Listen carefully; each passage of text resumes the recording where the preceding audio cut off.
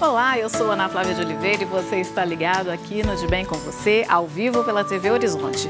E no programa de hoje nós vamos falar sobre um assunto sério, o uso abusivo de álcool entre as mulheres e a síndrome alcoólica fetal.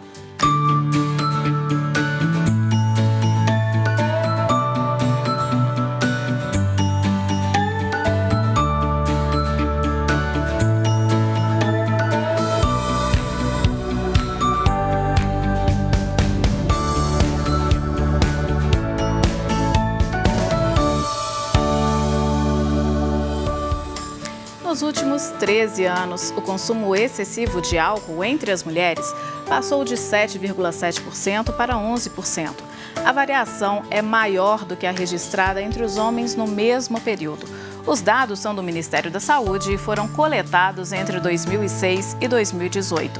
E esta triste realidade pode causar sérias consequências para bebês de mulheres nesta situação. Eles podem desenvolver a síndrome alcoólica fetal. Para a gente compreender este cenário, nós vamos conversar com Guilherme Cabral, médico psiquiatra e psicoterapeuta há 33 anos, especialista na terapia do alcoolismo. E Natália Costa, psicóloga e mestre da psicologia, diretora do Centro Especialização Nossa Senhora da Assunção, o Senza Betim, instituição que é referência nacional na assistência de adultos com deficiência intelectual. Para tornar a nossa conversa completa, eu conto com a sua participação. Mande a pergunta para o nosso WhatsApp 31 99642 8473. E não se esqueça de colocar o seu nome de onde você está enviando a mensagem. Gente, boa noite. Muito obrigada pela presença de vocês aqui no nosso programa. Boa noite. Boa noite. Boa noite. Eu que agradeço a oportunidade. Obrigada. Queria começar com o senhor, doutor Guilherme. Então, por que as mulheres estão bebendo mais? Você falou que aumentou a proporção de 7,7 para 11,1, né? O que parece muito pouco, mas na verdade isso representa 42% de aumento. É muita coisa, né? E as mulheres talvez não estejam bebendo tanto mais, mas o alcoolismo das mulheres está mais visível. As mulheres bebiam escondido, bebiam em casa. Era um estigma social muito grande, uma mulher beber e ser vista bebendo na rua, em bares. E hoje é muito mais comum. Quando a mulher vai para o campo de trabalho e tem a equiparação de postos e cargos e salários, ela sai para beber em situações de pós-trabalho, happy hour e situações como essa, e o beber fica mais claro, mais visível, né? Parecido com o dos homens. As mulheres bebem ainda menos que os homens, numa proporção de 4 para 10 homens. Há 30 anos atrás era de 1 para 10 homens. E isso vai ficando cada vez mais próximo. Por exemplo, todas as crianças que nasceram entre 90 e 2000, e hoje estão com seus 20 e alguns anos, estão bebendo na mesma proporção. Todos esses adolescentes e rapazes e moças. Então, vamos chegar numa proporção de 50% para cada um, né? E por que elas... O senhor já deu uma série de explicações, mas elas estariam bebendo mais também por conta de estresse, pressão social sobre as mulheres. O senhor é especialista nessa área há uns 35 anos, mais ou menos, né? Pois é. O que mudou do início do seu trabalho até hoje? A sociedade sempre bebeu pelas mesmas razões, né? Nós somos uma sociedade que bebe. Todo mundo ocidental bebe. Os homens sempre beberam mais que as mulheres. Ainda hoje bebem numa proporção maior. Mas o álcool está inserido na nossa vida desde o nascimento, comemoração de batizado, comemoração de aniversário, festa de formatura, festa de todos os motivos. Até nos enterros se serve bebida alcoólica, né? Então é uma bebida de congraçamento, de relaxamento, e a maioria das pessoas bebe sem problema. Agora, algumas pessoas que têm uma relação mais complicada com o estresse e como se relacionar com os desafios da vida, podem usar a bebida como um relaxante, como um antidepressivo, como um ansiolítico. Então, essas pessoas estão mais propensas a desenvolver alcoolismo, que é um problema com o uso do álcool. Para isso é preciso também que haja uma tendência genética, uma vulnerabilidade genética. Porque nem todas as pessoas que se estressam com o trabalho e com a vida moderna usam o álcool como uma válvula de escape. Todos nós precisamos de um pouco de prazer, de lazer, né? Mas não necessariamente o álcool. Existe uma proporção de pessoas que abusa do álcool. Mais ou menos entre os homens, 35% abusam do álcool. e mais ou menos 12 a 13% das mulheres abusam do álcool. De todas as pessoas que usam o álcool na sociedade, digamos 100%, desde aquele que só bebe um licor de piqui na casa da tia, uma vez por ano, até aquele que bebe a caricatura do alcoólatra, né, cachaça de manhã cedo, dentre todos esses, 15% ficam dependentes do álcool, desenvolvem a doença.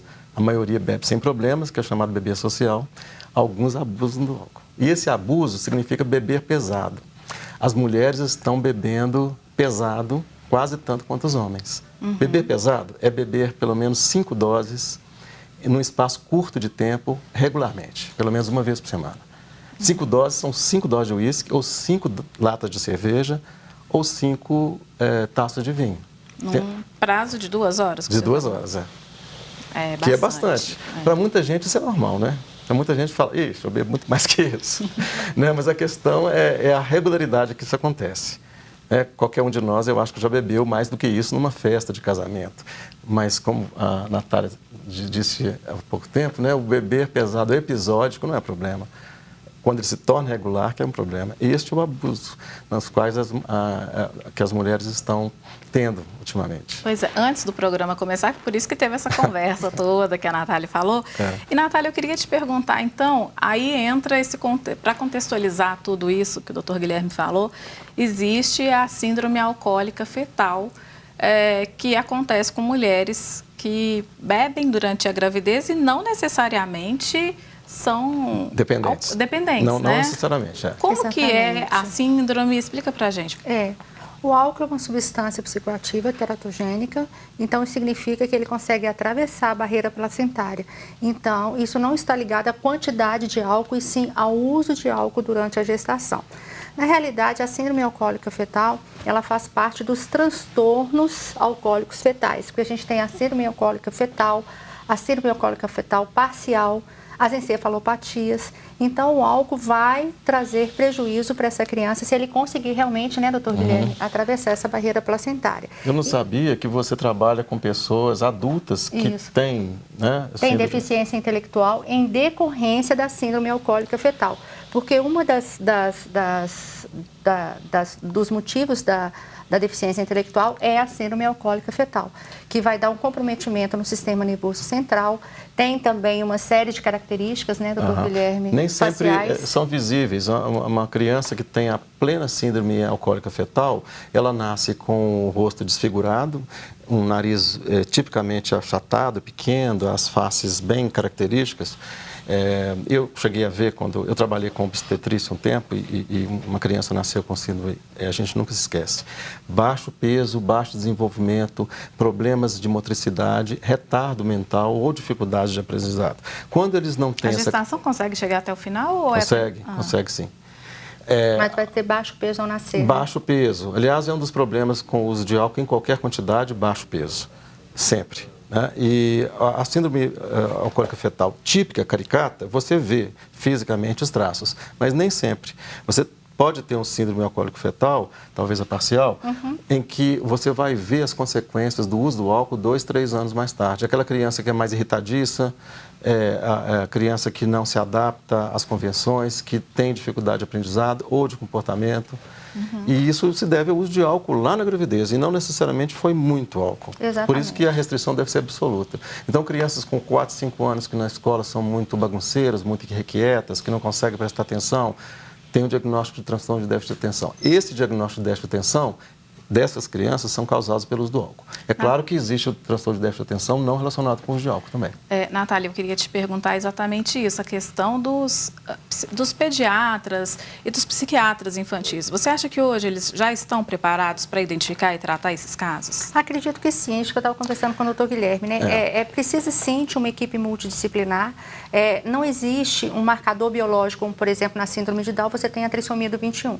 Muitas vezes esse diagnóstico é um diagnóstico que você vai observar de acordo com o desenvolvimento da criança. E o histórico da mãe. Exatamente. E muitas vezes a gente não tem acesso ao histórico verídico, que é muito difícil uma mãe falar, eu bebi, eu bebo. Isso é complicado. A mãe não vai trazer isso. Até porque se é um comportamento social, ela vai falar assim, não, eu não bebi durante a gestação. Mas às vezes ela tomou uma taça de vinho durante o jantar. Porque as pessoas, quando você fala, você bebe, a pessoa fala assim, eu praticamente não bebo. Ela bebe. né? E para as mulheres grávidas, qualquer quantidade é danosa, pode ser danosa. O uso do álcool, mesmo em pequena quantidade, é responsável pelo... A mulher fica propensa, 100%, é o dobro, né, de chance de ter aborto espontâneo nos primeiros 3 meses, né? E a síndrome de alcoólica fetal, ela não é percebida durante a gravidez. E o obstetra pode suspeitar, mas ele muitas vezes não tem o que fazer quando o dano já está feito. E é irreversível, é uma doença irreversível. A criança nasce e não se recupera. E por isso que chegam adultos para você cuidar depois, Exatamente. Né? E principalmente quando não recebeu um diagnóstico precoce, uma intervenção precoce, daí a importância de uma equipe multiprofissional, né, com neurologista, porque quando você fala em encefalopatia, a partir do momento e a localização desse dano cerebral pode dar problemas fonoaudiológicos, problema de visão, né, problemas motores, não só cognitivos e comportamentais. Então, a intervenção de uma equipe multiprofissional, com neuro, com psiquiatra, com a fono, com terapeuta ocupacional é importante. Isso é para o tratamento. Agora, a prevenção é basicamente uma campanha ampla sobre álcool na gravidez. Tá certo. Vamos fazer o seguinte, então, a gente continua esse papo. Daqui a pouquinho, no próximo bloco de Bem Com Você, vai para o intervalo e nós voltamos rapidinho.